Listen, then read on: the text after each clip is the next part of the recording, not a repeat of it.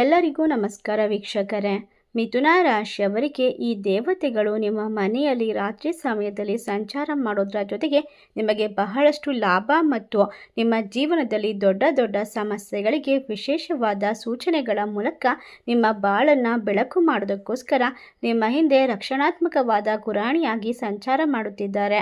March ತಿಂಗಳು ನಿಮಗೆ ವಿಪರೀತವಾಗಿ ವಿಶೇಷವಾದ ಸಮಯ ಪ್ರಾರಂಭವಾಗ್ತಾ ಇದೆ. ಮಾರ್ಚ್ ತಿಂಗಳು 7, 8, 9, 10, 11 ದಿನಗಳ ನಂತರ ನಿಮ್ಮ ಮನೆಯಲ್ಲಿ ಮತ್ತು ನಿಮ್ಮ ಜೀವನದಲ್ಲಿ ಇದೇ ಸಂಭವಿಸುತ್ತದೆ. ಮಿಥುನ ರಾಶಿಯವರೇ, ನಿಮ್ಮ ಮನೆಯಲ್ಲಿ 2 ನಾಗದೇವತೆಗಳ ಸಂಚಾರ ಇದೆ ಎಂಬ ನಂಬಿಕೆ ಜ್ಯೋತಿಷ್ಯ ಹಾಗೂ ಆಧ್ಯಾತ್ಮಿಕ ದೃಷ್ಟಿಯಿಂದ ವಿಶೇಷವಾದ ಅರ್ಥವನ್ನು ಹೊಂದಿದೆ ಎಂದು ಹೇಳಲಾಗುತ್ತಿದ್ದು, ಇದನ್ನು ದೇವರ ಕೃಪೆ ಮತ್ತು ಪೂರ್ವಜರ ಆಶೀರ್ವಾದದ ಸಂಕೇತ ಎಂದು ಪರಿಗಣಿಸಲಾಗುತ್ತದೆ. ಇದರ ಪರಿಣಾಮವಾಗಿ ನಿಮ್ಮ ಜೀವನದಲ್ಲಿ ಸಂಭವಿಸಬಹುದಾದಂತಹ ಘಟನೆಗಳನ್ನು ಈ ರೀತಿಯಾಗಿ ನೀವು ಯೋಚನೆ ಮಾಡಿ ಮುಂದುವರಿಸಿಕೊಂಡು ಹೋದಲ್ಲಿ ಸಣ್ಣ ಪುಟ್ಟ ಪರಿಹಾರದ ಮೂಲಕ ದೊಡ್ಡ ಮಟ್ಟದ ಯಶಸ್ಸನ್ನು ನೆಮ್ಮದಿಯನ್ನು ಕಂಡುಕೊಳ್ಬಹುದು. ಸರ್ಪನಾಗ ದೇವತೆಗಳು ಸಾಮಾನ್ಯವಾಗಿ ರಕ್ಷಣೆ, ಪುಣ್ಯಫಲ ಮತ್ತು ಕರ್ಮಫಲಗಳ ಜಾಗೃತಿಯನ್ನು ಸೂಚಿಸುತ್ತದೆ. ಮನೆ ಸುತ್ತ ಸರ್ಪ ಸಂಚಾರ ಕಾಣುವುದು ಕೆಲವೊಮ್ಮೆ ಆಧ್ಯಾತ್ಮಿಕ ಶಕ್ತಿಯನ್ನು ಹೆಚ್ಚಿಸುವಂತಹ ಸಂಕೇತ ಎಂದು ನಂಬಲಾಗುತ್ತದೆ. ಕುಟುಂಬದಲ್ಲಿರ್ತಕ್ಕಂಥ ಹಳೆಯ ಸಮಸ್ಯೆಗಳನ್ನು ಪರಿಹಾರ ಮಾಡಿ ಇಷ್ಟು ದಿನ ಮನೆಗೆ ಕಿರಿಕಿರಿ ತಂದಿದ್ದ ಕಲಹಗಳು ನಿಧಾನವಾಗಿ ಕಡಿಮೆ ಆಗಬಹುದು. ಮನೆಯಲ್ಲಿ ಶಾಂತಿ ಹೆಚ್ಚಳವಾಗುವ ಸಾಧ್ಯತೆ ಇದೆ. ಅಚಾನಕ್ಕಾಗಿ ಹಣದ ಅವಕಾಶಗಳು, ಕೆಲಸದ ಸ್ಥಳದಲ್ಲಿ ಅವಕಾಶಗಳು ಅಥವಾ ನಿಂತಿದ್ದಂತಹ ಹಣ ಮರಳಿ ಸಿಗುವಂತಹ ಸಾಧ್ಯತೆಗಳು ಕಾಣಿಸಬಹುದು. ಪಿತೃದೋಷ ಅಥವಾ ಕುಟುಂಬದ ಹಳೆಯ ಕರ್ಮಗಳ ಪರಿಣಾಮವಾಗಿ ಈ ಸಮಯ ಕಡಿಮೆ ಆಗ್ತಾ ಒಳ್ಳೆಯ ಘಟನೆಗಳನ್ನು ಆರಂಭವಾಗುವಂತಹ ಸಮಯ ಎಂದು ನಂಬಲಾಗುತ್ತದೆ. ಕೆಲವರಿಗೆ ಸರ್ಪ ಅಥವಾ ದೇವಸ್ಥಾನ ಸಂಬಂಧಿ ಕನಸುಗಳು ಬರುತ್ತದೆ. ಇದನ್ನು ಆಧ್ಯಾತ್ಮಿಕ ಜಾಗೃತಿ ಎಂದು ಹೇಳಲಾಗುತ್ತದೆ. ಈ ಸಮಯದಲ್ಲಿ ನಿಮ್ಮ ಜೀವನದಲ್ಲಿ, ನಿಮ್ಮ ಮನೆ ಮನಸ್ಸುಗಳಲ್ಲಿ ಅದ್ಭುತವಾದ ಬದಲಾವಣೆಯ ಸಾಧ್ಯತೆ ಕೂಡ ಹೆಚ್ಚಾಗಿರೋದ್ರಿಂದ ಖಂಡಿತವಾಗಿ ನೀವು ಅದೃಷ್ಟವಂತರು. ಈ ದೇವತೆಗಳು ನಿಮ್ಮ ಮನೆಗೆ ಏಕೆ ಬರುತ್ತಿದ್ದಾರೆ ಮತ್ತು ಅವರು ಬಂದು ಹೋದ ನಂತರ ಯಾವ ರೀತಿ ಬದಲಾವಣೆಗಳು ಕಂಡುಕೊಳ್ಳೋಕೆ ಸಾಧ್ಯವಾಗುತ್ತೆ ಎಂಬ ವಿಶೇಷವಾದ ಮಾಹಿತಿಯನ್ನು ಇವತ್ತಿನ ವಿಡಿಯೋದಲ್ಲಿ ತಿಳಿಸಿಕೊಡ್ತೇವೆ. ಎಲ್ಲೂ ಕೂಡ ಸ್ಕಿಪ್ ಮಾಡಬೇಡಿ, ಪೂರ್ತಿಯಾಗಿ ನೋಡಿ. ಮಿಥುನ ರಾಶಿಯವರೇ, ಈ ದೇವತೆ ರಾತ್ರಿ 1 ಗಂಟೆಗೆ ನಿಮ್ಮ ಮನೆಗೆ ಬರುತ್ತಾರೆ. ಅವರು ನಿಮ್ಮಿಂದ ಒಂದು ಅಮೂಲ್ಯವಾದ ವಸ್ತುವನ್ನು ಕೇಳುತ್ತಿದ್ದಾರೆ.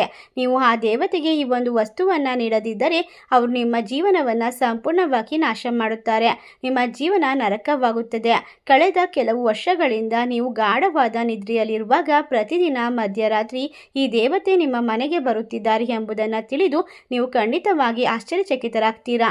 ನಿಮ್ಮ ಕಣ್ಣೀರು ಧಾರಾಕಾರವಾಗಿ ಸುರಿಯುತ್ತದೆ. ಅವರು ನಿಮಗೆ ಕೆಲವು ಸೂಚನೆಗಳನ್ನು ನೀಡಲು ಬಯಸುತ್ತಿದ್ದಾರೆ, ಆದರೆ ನೀವು ಅದನ್ನು ಅರ್ಥ ಮಾಡಿಕೊಳ್ಳುತ್ತಿಲ್ಲ. ಒಟ್ಟಾರೆಯಾಗಿ ಸ್ನೇಹಿತರೆ, ಸ್ವಲ್ಪ ತಡೆಯಿರಿ, ಉಸಿರು ಬಿಗಿ ಹಿಡಿದು ಕೇಳಿ. ನಾನು ಹೇಳಲಿರುವಂತಹ ವಿಷಯ ನಿಮ್ಮ ಆತ್ಮವನ್ನೇ ಕದಡಬಹುದು. ಕಳೆದ ಹಲವಾರು ವರ್ಷಗಳಲ್ಲಿ ನೀವು ಎಷ್ಟು ಬಾರಿ ಸಾವಿನ ಬಾಯಿಂದ ಪಾರಾಗಿದ್ದೀರಾ? ಎಷ್ಟು ಬಾರಿ ಒಂದು ಕ್ಷಣ ತಡವಾದರೆ ಎಲ್ಲವೂ ಮುಗಿದು ಹೋಗುತ್ತಿತ್ತು? ಕೆಲವೊಮ್ಮೆ ರಸ್ತೆ ಅಪಘಾತದಲ್ಲಿ, ಕೆಲವೊಮ್ಮೆ ಅಕಸ್ಮಾತ್ತಾಗಿ ಬಂದಂತಹ ಕಾಯಿಲೆಗಳು, ಕೆಲವೊಮ್ಮೆ ಯಾವುದೋ ಕುತಂತ್ರದ ವ್ಯಕ್ತಿಗಳಲ್ಲಿ ನಿಮ್ಮ ಮೇಲೆ ಅಪಾಯ ಮುತ್ತಿಕೊಂಡಿತ್ತು. ನಿಮ್ಮ ಶತ್ರುಗಳ ತಂತ್ರ ಮಂತ್ರ ಎಲ್ಲವೂ ಕೂಡ ನಿಮ್ಮ ಮೇಲೆ ಅಪಾರವಾದ ಪರಿಣಾಮವನ್ನು ಬೀರಿದಂಥ ಎಷ್ಟೋ ಉದಾಹರಣೆಗಳು ನಿಮ್ಮ ಜೀವನದಲ್ಲಿ ನಡೆದು ಹೋಗಿದೆ. ಆದರೂ ಕೂಡ ನಿಮ್ಮ ಮೇಲೆ ಯಾವುದೇ ಅಪಾಯ ಬಂದಿಲ್ಲ. ಕೆಲವೊಂದಿಷ್ಟು ಬಾರಿ ನೀವು ಸ್ವಂತ ಈ ಪ್ರಶ್ನೆಗಳನ್ನು ಕೇಳಿಕೊಂಡಿರಬಹುದು. ನಿಮ್ಮ ಶತ್ರುಗಳ ತಂತ್ರ ಮಂತ್ರ, ಕಾಳಿ ಕ್ರಿಯೆಗಳು, ಅಸೂಯೆ ಮತ್ತು ಶಾಪಗಳಿಂದ ನಿಮ್ಮನ್ನು ಕುಗ್ಗಿಸಲು ಯತ್ನಿಸಿದರೂ ಕೂಡ, ಆದರೆ ಪ್ರತಿ ಬಾರಿಯೂ ಯಾವುದೋ ಅದೃಶ್ಯ ಶಕ್ತಿ ನಿಮ್ಮ ಮುಂದೆ ಕವಚದಂತೆ ನಿಂತು ನಿಮ್ಮನ್ನು ರಕ್ಷಿಸಿತು. ಯೋಚಿಸಿ ನೋಡಿ, ಅದು ಯಾರು? ಖಂಡಿತವಾಗಿ ಇದು ಯಾವುದೋ ಸಂಯೋಗವಲ್ಲ. ಇದು ಯಾವುದೋ ಅದೃಶ್ಯ ಶಕ್ತಿಯ ದೇವತೆಯ ಕೃಪೆಯೂ ಅಲ್ಲ. ನಿಮ್ಮ ಮನೆಯ ಮೇಲೆ, ಅಂಗಣದಲ್ಲಿ, ನಿಮ್ಮ ಬಾಗಿಲಿನ ಹಂಚಿನಲ್ಲಿ, ನಿಮ್ಮ ನಿದ್ರೆಯ ತಲೆ ಹಂಚಿನಲ್ಲಿ ಯಾರೋ ನಿಮ್ಮನ್ನು ಕಾಪಾಡುತ್ತಿದ್ದಾರೆ. ಒಟ್ಟಾರೆಯಾಗಿ ಆದರೆ ಗಮನದಿಂದ ಕೇಳಿ, ಆ ದೇವತೆ ಈಗ ನಿಮ್ಮಿಂದ ಏನನ್ನು ಕೇಳುತ್ತಿದ್ದಾರೆ? ನೀವು ಅವರ ಕರೆಗೆ ಸ್ಪಂದಿಸದಿದ್ದರೆ ನಿಮ್ಮ ಸುತ್ತಲಿನ ರಕ್ಷಣಾ ಕವಚ ದೂರವಾಗಬಹುದು. ಆಗ ನೀವು ಹಣವನ್ನು ಕಳೆದುಕೊಳ್ಳಬಹುದು, ಮಾನವನ್ನು ಕಳೆದುಕೊಳ್ಳಬಹುದು, ಸಂಬಂಧಗಳನ್ನು ಕೂಡ ಉಳಿದುಕೊಳ್ಳಕ್ಕೆ ಸಾಧ್ಯವಿಲ್ಲ. ಶಾಂತಿಯ ನಿದ್ರೆಯೂ ಇರದು. ಮುಂದಿನ 7 ದಿನಗಳಲ್ಲಿ ಈ ದೇವತೆ ನಿಮ್ಮ ಜೀವನದಲ್ಲಿ ದೊಡ್ಡ ಬದಲಾವಣೆ ತರುತ್ತಿದ್ದಾರೆ. ಈ ಸಂತಸದ ಸುದ್ದಿ ಕೇಳಿದರೆ ನಿಮಗೆ ಆಶ್ಚರ್ಯವಾಗುತ್ತದೆ. ನಿಮ್ಮ ಹೆಸರು ಎಲ್ಲೆಡೆ ಮೊಳಗುತ್ತದೆ. ನೀವು ವರ್ಷಗಳಿಂದ ಕಾಯುತ್ತಿದ್ದಂಥ ಆಶೀರ್ವಾದ ಈಗ ನಿಮ್ಮ ಪಾಲಿಗೆ ಬರುತ್ತೆ. ಖಂಡಿತವಾಗಿ ಸ್ನೇಹಿತರೆ, ನಿಮ್ಮ ಶತ್ರುಗಳು ನಿಮಗೆ ತೊಂದರೆ ಕೊಡಬಹುದು, ನಿಮ್ಮ ಭೂತಕಾಲವು ನಿಮ್ಮನ್ನು ಕಾಡಬಹುದು, ಆದರೂ ನೀವು ಎಂದಿಗೂ ಸುರಕ್ಷಿತವಾಗಿದ್ದೀರಿ. ನಿಮ್ಮ ಜೀವನದಲ್ಲಿ ಸಂತೋಷ ತುಂಬಿದೆ. ಬಹುಶಃ ಸಂಪತ್ತು ಕಡಿಮೆ ಇರಬಹುದು, ಆದರೆ ಶಾಂತಿ ಇದೆ. ಏಕೆಂದರೆ ಈ ದೇವತೆಗಳ ಕೃಪೆಯಿಂದಲೇ ನಿಮ್ಮ ಮನೆಗೆ ಸಂತೋಷ ಇದೆ. ಆದರೆ ನೀವು ಕಳೆದ ಕೆಲವು ಸಮಯಗಳಿಂದ ತಿಳಿಯದೆ ಪ್ರತಿದಿನ ಈ ದೇವತೆಗಳನ್ನು ಕೋಪಗೊಳಿಸ್ತಾ ಇದ್ದೀರಾ. ನಿಮ್ಮ ಕೆಲವು ತಪ್ಪು ಅಭ್ಯಾಸಗಳಿಂದ ದೇವತೆಗಳು ನಿಮ್ಮ ಮನೆಯನ್ನ ಬಿಟ್ಟು ಹೋಗಬಹುದು. ಸಂತೋಷ ಪಟ್ಟರೆ ನಿಮಗೆ ಬೇಕಾದಷ್ಟು ಸಂಪತ್ತನ್ನ ಕೊಡ್ತಾರೆ. ಅವರು ಕೋಪಗೊಂಡರೆ ನೀವು ವರ್ಷಗಳಿಂದ ಕಾಯುತ್ತಿದ್ದಂತಹ ಎಲ್ಲ ಅದೃಷ್ಟವನ್ನ ಕಿತ್ತುಕೊಂಡು ಹೋಗ್ತಾರೆ. ನೀವು ಬಯಸಿದಂತಹ ಎಲ್ಲವನ್ನ ಕೊಡುವಂತಹ ಶಕ್ತಿ ಆ ದೇವತೆಗಳಿಗಿದೆ. ರಾತ್ರಿ 2 ಗಂಟೆ ನಿಮ್ಮ ಮನೆಗೆ ಬರುತ್ತಾರೆ. ನೀವು ನಿದ್ರೆಯಲ್ಲಿರುವಾಗಲೇ ಅವರು ಪ್ರತಿಪಾದಿಸುತ್ತಾರೆ. ನಿಮ್ಮ ಮನೆಯಲ್ಲಿ ಪಿತೃದೇವತೆಗಳು, ಪೂರ್ವಜರು ಮತ್ತು ಕುಲದೇವತೆಗಳು ಇರುತ್ತಾರೆ. ಆದರೆ ನಾವು ಕೆಲವರನ್ನ ತಪ್ಪುಗಳನ್ನ ಮಾಡೋದ್ರ ಮೂಲಕ ಅವರಿಂದ ಶಾಪಕ್ಕೆ ಒಳಗಾಗಿರ್ತೇವೆ. ದೇವತೆಗಳು ಮನೆ ಬಿಟ್ಟು ಹೋಗ್ತಾರೆ. ಉದಾಹರಣೆಗೆ ಮನೆಯಲ್ಲಿ ಅಶುದ್ಧತೆ ಇರಬಹುದು, ಹಿರಿಯರು ಮತ್ತು ಮಹಿಳೆಯರು ಗೌರವದಿಂದ ನಡೆದುಕೊಳ್ಳದೆ ಇರಬಹುದು. ಇದೆಲ್ಲವೂ ಕೂಡ ನಕಾರಾತ್ಮಕವಾದ ಅಂಶಕ್ಕೆ ಒಳಗಾಗುವಂತೆ ಮಾಡುತ್ತದೆ. ಒಟ್ಟಾರೆಯಾಗಿ ಈ ಸಮಯದಲ್ಲಿ ನೀವು ಮಾಡುವಂತಹ ಪೂಜೆ ಪುನಸ್ಕಾರ, ವಿಶೇಷವಾಗಿ ಮಿಥುನ ರಾಶಿಯವರೇ, ನಾಗಸರ್ಪ ದೇವತೆಗಳು ಕಾಣಿಸಿದ ನಂತರ ಜ್ಯೋತಿಷ್ಯ ಹಾಗೂ ಆಧ್ಯಾತ್ಮಿಕ ಚಿಂತನೆಯ ಪ್ರಕಾರ ಕೆಲವು ಸೂಚನೆಯನ್ನು ಗಮನಿಸುವುದು ಬಹಳ ಮುಖ್ಯ ಎಂದು ಹೇಳಲಾಗುತ್ತದೆ. ಇದು ದೇವರ ಸಂಕೇತ ಎಂದು ಭಾವಿಸೋದ್ರಿಂದ ಜೀವನದಲ್ಲಿನ ಅಡೆತಡೆಗಳು, ನಡೆಯುವಂತಹ ಸಣ್ಣ ಬದಲಾವಣೆಗಳನ್ನು ಕೂಡ ಗಮನಿಸಬೇಕು. ಇವು ಮನಸ್ಸಿನ ಆಂತರಿಕ ಬದಲಾವಣೆ ಮತ್ತು ಆಧ್ಯಾತ್ಮಿಕ ಶಕ್ತಿಯನ್ನು ಜಾಗೃತಗೊಳಿಸುವಂತಹ ಸಂಕೇತ. ಈ ಸಮಯದಲ್ಲಿ ಭಯ ಪಡದೆ ಬೆಳಗ್ಗೆ ಎದ್ದ ಕೂಡಲೇ ದೇವರ ಹೆಸರನ್ನು ಜಪಿಸೋದು ಉತ್ತಮ. ಖಂಡಿತವಾಗಿ ಇದರಿಂದ ನಿಮ್ಮ ಜೀವನದ ದಿಕ್ಕು ಬದಲಾಗುವ ಸಮಯ ಎಂದು ಪರಿಗಣಿಸಲಾಗುತ್ತದೆ. ನಿಮ್ಮ ಮನೆಯಲ್ಲಿ ನಕಾರಾತ್ಮಕ ವಾತಾವರಣ, ಜಗಳ, ಗಲಾಟೆಗಳು ಇವೆಲ್ಲವೂ ದೇವತೆಗಳನ್ನು ದೂರ ಮಾಡುತ್ತವೆ. ದೇವತೆಗಳು ಇರುವ ಸ್ಥಳದಲ್ಲಿ ಸ್ವಚ್ಛತೆ, ಶಾಂತಿ ಮತ್ತು ಸಕಾರಾತ್ಮಕತೆ ಇರಬೇಕು. ಇಲ್ಲವಾದ್ದರಿಂದ ನಿಮ್ಮ ಮನೆಯನ್ನು ಸದಾ ಸ್ವಚ್ಛವಾಗಿರಿಸಿ, ಪೂಜೆ ಪಾಠಗಳನ್ನು ಮಾಡಿ, ಹಿರಿಯರು ಮತ್ತು ಮಹಿಳೆಯರನ್ನು ಗೌರವಿಸಿ, ಮಕ್ಕಳಿಗೂ ಕೂಡ ಶಾಂತಿಯುತವಾಗಿ ವರ್ತಿಸಲು ಹೇಳಿ. ಏಕೆಂದರೆ ದೇವರಿಗೆ ಶಾಂತ ಮತ್ತು ಶುಭ ವಾತಾವರಣ ತುಂಬ ಇಷ್ಟ. ನೀವು ದೇವಸ್ಥಾನಕ್ಕೆ ಹೋದಾಗ ಅಲ್ಲಿ ಇರುವಂತಹ ಶಾಂತಿ, ಸ್ವಚ್ಛತೆ ಮತ್ತು ಪವಿತ್ರತೆಯನ್ನು ಗಮನಿಸಿದ್ದೀರಾ. ಅದಕ್ಕೆ ಅಲ್ಲಿ ದೇವತೆಗಳು ವಾಸಿಸುತ್ತಾರೆ. ಆದ್ದರಿಂದ ನಿಮ್ಮ ಮನೆಯಲ್ಲಿನ ಪ್ರತಿಯೊಂದು ಕಷ್ಟವನ್ನು ದೂರ ಮಾಡಿಕೊಳ್ಬೇಕು. ನಿಮ್ಮ ಮನೆಯಲ್ಲಿ ಸದಾ ದೇವರ ಅನುಗ್ರಹ ಇರಬೇಕು ಅಂದರೆ ನಾವು ತಿಳಿಸುವಂತಹ ಪರಿಹಾರವನ್ನು ಕೂಡ ನಿರ್ಲಕ್ಷ್ಯ ಮಾಡದೆ ಮಾಡಬೇಕು. ಖಂಡಿತವಾಗಿ ನಾಗದೇವತೆಗಳು ನಿಮಗೆ ಏಕೆ ದರ್ಶನ ನೀಡುತ್ತಿದ್ದಾರೆ? ಮೊದಲಿಗೆ ನಾನು ನಿಮಗೆ ಹೇಳಬೇಕಾದದ್ದು ಏನೆಂದರೆ, ನಾಗದೇವತೆಗಳು ಕೆಲವೊಮ್ಮೆ ನಮ್ಮ ಪೂರ್ವಜರ ರೂಪವಾಗಿರಬಹುದು ಅಥವಾ ನಮ್ಮ ಕುಲದೇವರ ರೂಪವಾಗಿರಬಹುದು. ನಿಮಗೆ ಪದೇ ಪದೇ ನಾಗದೇವರ ದರ್ಶನವಾಗುತ್ತಿದ್ದರೆ ನಿಮ್ಮ ಪೂರ್ವಜರು ಅಥವಾ ಕುಲದೇವತೆಗಳು ನಿಮಗೆ ಯಾವುದೋ ಒಂದು ಸೂಚನೆಯನ್ನು ನೀಡಲು ಬಯಸುತ್ತಿದ್ದಾರೆ ಎಂದು ಅರ್ಥ ಮಾಡಿಕೊಳ್ಳಬೇಕು. ಹೌದು ಸ್ನೇಹಿತರೆ, ನಿಮಗೆ ನಾಗದೇವರ ದರ್ಶನವಾಗುತ್ತಿದ್ದರೆ ಮೊದಲು ನಿಮ್ಮ ಕುಲದೇವತೆಗಳ ಮುಂದೆ ಹೋಗಿ ಕ್ಷಮೆ ಕೇಳಬೇಕು. ಏಕೆಂದರೆ ನೀವು ತಿಳಿದೋ ತಿಳಿಯದೆ ಯಾರುದಾದರೂ ತಪ್ಪು ಮಾಡಿರಬಹುದು. ಕುಲದೇವತೆಗಳು ನಿಮಗೆ ಎಚ್ಚರವಾಗುವಂತೆ ಒಂದು ಆಶೀರ್ವಾದವನ್ನು ವಹಿಸ್ತಾ ಇದ್ದಾರೆ. ನೀನು ತಪ್ಪು ಮಾಡುತ್ತಿದ್ದೀಯಾ ಎಂದು ಸೂಚಿಸುತ್ತಾ ಇರಬಹುದು. ಮುಂದಿನ ಸಮಯವು ಕಷ್ಟಕರವಾಗಿರಬಹುದು ಎಂದು ಅವರು ಸೂಚನೆಯನ್ನು ಕೊಡಬಹುದು. ಹಾಗಾಗಿ ದೇವತೆಗಳು ನಿಮಗೆ ತಪ್ಪು ಮಾಡುತ್ತಿದ್ದೇವೆ ಎಂಬ ಸೂಚನೆ ನೀಡಿದಾಗ ನಾವು ತಕ್ಷಣ ನಿಲ್ಲಬೇಕು. ಇಲ್ಲವಾದ ಭವಿಷ್ಯದಲ್ಲಿ ಸಂಕಷ್ಟಗಳು ಎದುರಾಗಬಹುದು. ಹಾಗೆಯೇ ನಿಮ್ಮ ಪೂರ್ವಜರು ಕೂಡ ಯಾವುದಾದ್ರೂ ರೂಪದಲ್ಲಿ ನಿಮಗೆ ದರ್ಶನ ನೀಡಬಹುದು. ಅದು ನಾಗದೇವರ ರೂಪದಲ್ಲೂ ಇರಬಹುದು. ಆದ್ದರಿಂದ ಅಂತಹ ಸೂಚನೆಗಳು ಬಂದರೆ ಮೊದಲು ದೇವರ ಮುಂದೆ ಕ್ಷಮೆ ಕೇಳಿ, ತಪ್ಪು ಕೆಲಸಗಳನ್ನು ಬಿಟ್ಟು ಬಿಡಿ ಮತ್ತು ದಾನ ಧರ್ಮವನ್ನು ಪ್ರಾರಂಭಿಸಿ. ಇನ್ನು ಕೆಲವು ವಿಚಾರಗಳನ್ನು ಹೇಳುತ್ತೇನೆ. ಖಂಡಿತವಾಗಿ ರಾತ್ರಿ 2 ಗಂಟೆಯ ಸಮಯಕ್ಕೆ ನಿಮಗೆ ಎಚ್ಚರವಾಗ್ತಾ ಇದ್ರೆ ದೇವತೆಗಳು ನಿಮ್ಮ ಹಿಂದೆ ಮುಂದೆ ಸುತ್ತಾಡುತ್ತಿದ್ದಾರೆ ಎಂಬ ಅರ್ಥ. ನಿಮ್ಮ ಕನಸಿನಲ್ಲಿ ಗೋಚರವಾಗುವಂತಹ ಕೆಲವೊಂದಿಷ್ಟು ವಿಶೇಷವಾದ ಕನಸುಗಳ ಮೂಲಕ ನಿಮ್ಮ ಮನೆ ಮತ್ತು ಮನಸ್ಸನ್ನು ಸಂತೃಪ್ತಿ ಮಾಡಲು ಬಂದಿದ್ದಾರೆ. ಖಂಡಿತವಾಗಿಯೂ ಮಿಥುನ ರಾಶಿಯವರಿಗೆ ಮಾರ್ಚ್ ತಿಂಗಳು 7, 8, 9, 10, 11, 12 ದಿನಗಳ ನಂತರ ನಿಮ್ಮ ಮನೆಯಲ್ಲಿ ಖಂಡಿತವಾಗಿಯೂ ಚಕಿತವಾಗುವಂತಹ ಕೆಲವೊಂದಿಷ್ಟು ಘಟನೆಗಳು ಒಂದು ರೂಪದಲ್ಲಿ ನಡೆಯುತ್ತದೆ. ಈ ರಾಶಿಯವರಿಗೆ ಸುವರ್ಣ ಸಮಯ ಪ್ರಾರಂಭವಾಗುತ್ತಿದೆ. ಇಂದಿನಿಂದ ನೀವು ಕೊಳೆಯನ್ನು ಹಿಡಿದಿದ್ದರೂ ಕೂಡ ಅದು ಚಿನ್ನವಾಗಿ ಬದಲಾಗುವಂತಹ ಒಂದು ವಿಶೇಷವಾದ ಅದೃಷ್ಟದ ಸಮಯ. ಮುಟ್ಟಿದ್ದೆಲ್ಲ ಕೂಡ ಚಿನ್ನವಾಗುವಂತೆ ನಿಮ್ಮ ಜೀವನ ಬದಲಾಗುತ್ತದೆ. ನಿಮ್ಮನ್ನು ಅದೃಷ್ಟ ಹುಡುಕಿಕೊಂಡು ಬರುತ್ತದೆ. ಅದು ಯಾವ ರೂಪದಲ್ಲಿ ಬರುತ್ತದೆ ಎಂದು ನಿಮಗೆ ತಿಳಿದಿದ್ದರೆ ನೀವು ಖಂಡಿತವಾಗಿ ಅಗತ್ಯಕ್ಕೆ ಒಳಗಾಗುತ್ತೀರಾ. ನಿಮ್ಮ ಮನೆಯಲ್ಲಿ 2 ನಾಗದೇವತೆಗಳು ಸಂಚರಿಸುತ್ತಿದ್ದಾರೆ. ಆದ್ದರಿಂದ ನಿಮ್ಮ ಮನೆಯಲ್ಲಿ ಒಬ್ಬರಲ್ಲ 2 ನಾಗದೇವತೆಗಳು ಇರೋದ್ರಿಂದ ಖಂಡಿತವಾಗಿ ಈ ಸಮಯದಲ್ಲಿ ನೀವು ಗಮನಿಸಿರದಂತಹ ವಿಷಯಗಳನ್ನು ಈಗ ತಿಳಿದುಕೊಳ್ಳಬೇಕು. ನಾಗದೇವತೆಗಳು ಹೇಗೆ ಸಂಚರಿಸುತ್ತಿದ್ದಾರೆ ಎಂದು ನಾವು ಊಹಿಸಲು ಕೂಡ ಸಾಧ್ಯವಿಲ್ಲ. ವಾಸ್ತವವಾಗಿ ಅವರು ನಮ್ಮ ಕಣ್ಣಿಗೆ ಕಾಣಿಸೋದಿಲ್ಲ. ನಾವು ಅವುಗಳನ್ನು ಗಮನಿಸಲು ಕೂಡ ಸಾಧ್ಯವಿಲ್ಲ. ಆದರೆ ನಾವು ಅವರುಗಳನ್ನು ಕನಸಿನಲ್ಲಿ ನೋಡಬಹುದು. ಇಲ್ಲದಿದ್ದರೆ ನಾವು ಏನನ್ನಾದರೂ ನೋಡುತ್ತಿದ್ದೇವೆ ಎಂದು ನಾಗದೇವರ ರೂಪದಲ್ಲಿ ಕಾಣಿಸುತ್ತಿದ್ದರೆ, ಚಲಿಸುತ್ತಿದ್ದರೆ ಅದು ಹಾವಿನ ರೂಪದಲ್ಲಿ ಕಾಣಿಸಿಕೊಂಡು ಕಣ್ಮರೆಯಾಗಬಹುದು. ಇಲ್ಲದಿದ್ದರೆ ನಾವು ಅದನ್ನು ಭ್ರಮೆ ಎಂದು ಭಾವಿಸಿ ಅದನ್ನು ಬಿಟ್ಟು ಬಿಡುತ್ತೇವೆ. ಆದರೆ ವಾಸ್ತವದಲ್ಲಿ ನೀವು ಅದನ್ನು ನೋಡಿರಬಹುದು, ನೀವು ಅದನ್ನು ಕನಸಿನಲ್ಲಿ ನೋಡಿರಬಹುದು. ಇವೆಲ್ಲವೂ ಕೂಡ ನಿಜ. ನಿಮ್ಮ ಮನೆಯಲ್ಲಿ 2 ನಾಗದೇವತೆಗಳು ಸುತ್ತಾಡುತ್ತಿದ್ದಾರೆ. ಒಟ್ಟಾರೆಯಾಗಿ ಮಿಥುನ ರಾಶಿಯವರ ಜೀವನದಲ್ಲಿ ಅನಿರೀಕ್ಷಿತವಾಗಿ ಪವಾಡವೊಂದು ಆರಂಭವಾಗಿದೆ. ನೀವು ನಂಬುತ್ತೀರೋ ಇಲ್ಲವೋ, ಇದು ಖಂಡಿತವಾಗಿಯೂ ನಿಜ. ಏಕೆಂದರೆ ಕೆಲವರು ಅಂತಹ ವಿಷಯಗಳಲ್ಲಿ ನಂಬಿಕೆ ಇಡೋದಿಲ್ಲ. ಆದರೆ ಎಲ್ಲರೂ ಕೂಡ ದೇವರನ್ನ ನಂಬುತ್ತಾರೆ.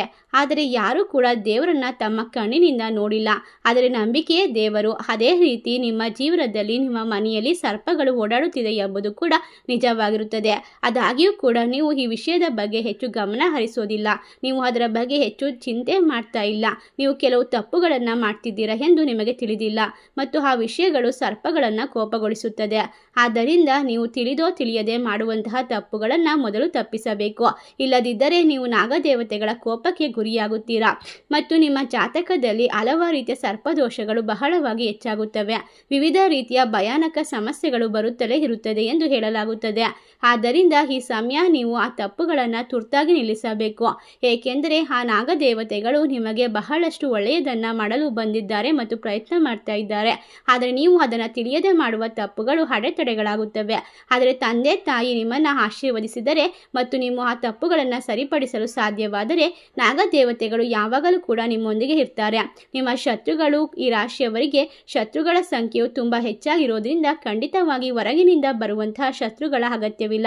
ಅವರು ನಿಮ್ಮ ನೆರೆಹೊರೆಯವರು, ನಿಮ್ಮ ಸಂಬಂಧಿಕರು ಆಗಿರುತ್ತಾರೆ.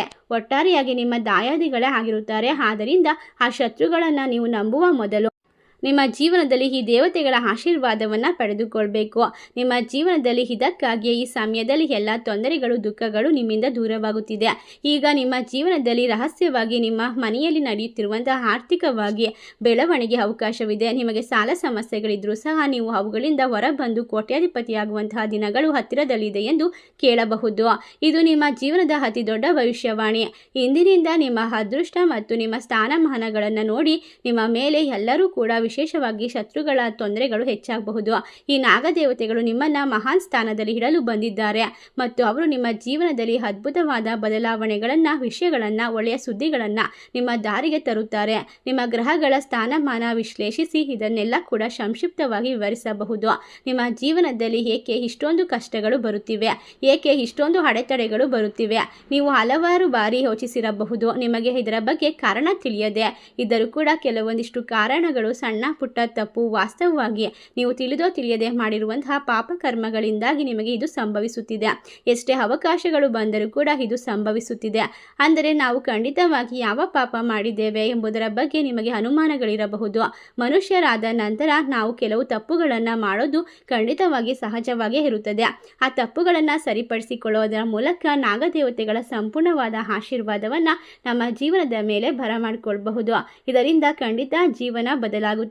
ನಿಮ್ಮ ಎಲ್ಲ ರೀತಿಯ ಆಸೆ ಕನಸುಗಳು ನನಸಾಗುತ್ತದೆ.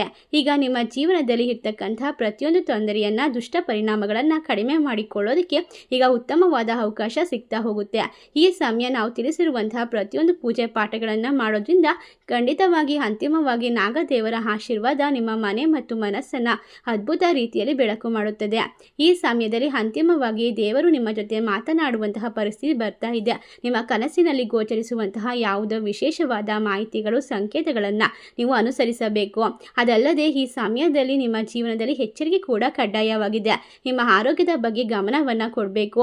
ಆ ನಾಗದೇವತೆಗಳು ನಿಮ್ಮನ್ನು ನಿರಾಸೆಗೊಳಿಸೋದಿಲ್ಲ. ಅವು ಯಾವಾಗಲೂ ನಿಮ್ಮನ್ನು ಕಾಪಾಡುತ್ತವೆ. ನಿಮ್ಮ ಹತ್ತಿರ ಇರುವಂತಹ ನಾಗೇಂದ್ರ ಸ್ವಾಮಿ ದೇವಸ್ಥಾನದಲ್ಲಿ ಹೋಗಿ ಖಂಡಿತವಾಗಿ ಈ ಸಮಯದಲ್ಲಿ ಅವಳಿ ಹಾವುಗಳಿರುವಂತಹ ವಿಗ್ರಹವನ್ನು ನೋಡಿ ಅದರ ಮೇಲೆ ಹಾಲನ್ನು ಹಾಕಬೇಕು ಮತ್ತು ತುಪ್ಪದಿಂದ ಅಭಿಷೇಕವನ್ನು ಮಾಡಬೇಕು. ಓಂ ನಮೋ ನಾಗರಾಜಾಯ ನಮಃ ಮಂತ್ರವನ್ನು ಜಪಿಸಬೇಕು. ಅಷ್ಟೇ ಅಲ್ಲದೆ ಹಾವುಗಳ ವಿಗ್ರಹದಲ್ಲಿ ಹಾಲಿನೊಂದಿಗೆ ಅಭಿಷೇಕ ಮಾಡಿ ಅರಿಶಿನ ಮತ್ತು ಕುಂಕುಮವನ್ನು ಹಾಕಿ ಪೂಜೆ ಪುನಸ್ಕಾರಗಳನ್ನು ಮಾಡಬೇಕು. ಈ ಒಂದು ಸಮಯದಲ್ಲಿ ಅಂದರೆ ಭಾನುವಾರ ಮತ್ತು ಮಂಗಳವಾರವೇ ಈ ಕೆಲಸವನ್ನು ಮಾಡಬೇಕಾಗುತ್ತೆ. ಇದರಿಂದ ನಿಮ್ಮ ಜೀವನದ ದುಷ್ಟ ಪರಿಣಾಮಗಳು ಕಡಿಮೆ ಆಗುತ್ತದೆ. ಗಂಡ ಹೆಂಡತಿಯ ಕಷ್ಟಗಳು ದೂರವಾಗುತ್ತದೆ. ಗಂಡ ಹೆಂಡತಿಯ ನಡುವೆ ಪ್ರೀತಿ ಸಾಮರಸ್ಯ ಹೆಚ್ಚಾಗುತ್ತದೆ. ನಿಮ್ಮ ಆರ್ಥಿಕ ಸಮಸ್ಯೆಗಳು, ಮಾನಸಿಕ ಒತ್ತಡ, ವಾಹನವಾದಂತಹ ಯಾವುದೇ ಜಗಳ, ಮನಸ್ತಾಪಗಳು, ಅಪಘಾತಗಳು ಕೂಡ ದೂರವಾಗ್ತಾ ಹೋಗುತ್ತೆ. ಸಂಪೂರ್ಣವಾಗಿ ನಿಮ್ಮ ಜೀವನದಲ್ಲಿ ಇರ್ತಕ್ಕಂತಹ ಅನನುಕೂಲ ತೊಂದರೆಗಳು ದೂರವಾಗಿ ನಿಮ್ಮ ಜೀವನದಲ್ಲಿ ಅದೃಷ್ಟ ಕುಲಾಯಿಸುತ್ತದೆ. ಈ ಸಮಯ ಎಲ್ಲ ರೀತಿಯ ಅದೃಷ್ಟವನ್ನು ಬರಮಾಡಿಕೊಂಡು ನೆಮ್ಮದಿಯನ್ನು ಪಡ್ಕೊಳ್ಬೇಕು ಅನ್ನೋದಾದರೆ ಖಂಡಿತವಾಗಿ ನೀವು ಸಂತೋಷ ಪಡಬೇಕಾದ ವಿಷಯ ಅಂದರೆ ದೇವರ ಕೃಪೆಯು ಸದಾ ನಿಮ್ಮ ಮೇಲೆ ಕಷ್ಟಗಳಿಗಾಗಿ, ಒಳ್ಳೆಯದಕ್ಕಾಗಿ ಮತ್ತು ತಮ್ಮ ಕನಸಿನಲ್ಲಿಯೂ ಕೂಡ ಯಾರನ್ನೂ ಹಾನಿ ಮಾಡದೆ ಬಯಸಿರುವಂತಹ ನಿಮ್ಮ ಮನಸ್ಥಿತಿಗೆ ದೇವರು ಕೊಡ್ತಿರ್ತಕ್ಕಂತಹ ವಿಶೇಷವಾದ ಉಡುಗೊರೆ ಇದಾಗಿರೋದ್ರಿಂದ ಇದನ್ನು ನೀವು ಸಂತೋಷದಿಂದ ಬರಮಾಡ್ಕೊಳ್ಳಿ ಮತ್ತು ನಿಮ್ಮ ಜೀವನದಲ್ಲಿ ಪ್ರತಿಯೊಂದು ಕ್ಷೇತ್ರದಲ್ಲೂ ಕೂಡ ಅದೃಷ್ಟವನ್ನು ಯಾವ ರೀತಿ ಪಡ್ಕೊಳ್ತೀರಾ ಇನ್ನು ಮುಂದಿನ ದಿನಗಳಲ್ಲಿ ಅನ್ನೋದನ್ನು ಸ್ಪಷ್ಟವಾಗಿ ತಿಳಿದುಕೊಳ್ಳಬಹುದಾಗಿದೆ. ಈ ವಿಶೇಷವಾದ ಮಾಹಿತಿ ನಿಮಗೆಲ್ಲ ಇಷ್ಟವಾಗಿದ್ದರೆ ನಿಮ್ಮ ಫ್ರೆಂಡ್ಸ್ ಆ್ಯಂಡ್ ಫ್ಯಾಮಿಲಿಗೆ ಶೇರ್ ಮಾಡಿ, ನಮ್ಮ ಚಾನಲ್ಗೆ ಸಬ್ಸ್ಕ್ರೈಬ್ ಮಾಡಿ. ಸರ್ವೇ ಜನ ಸುಖಿನೋ ಭವಂತು. ಧನ್ಯವಾದಗಳು.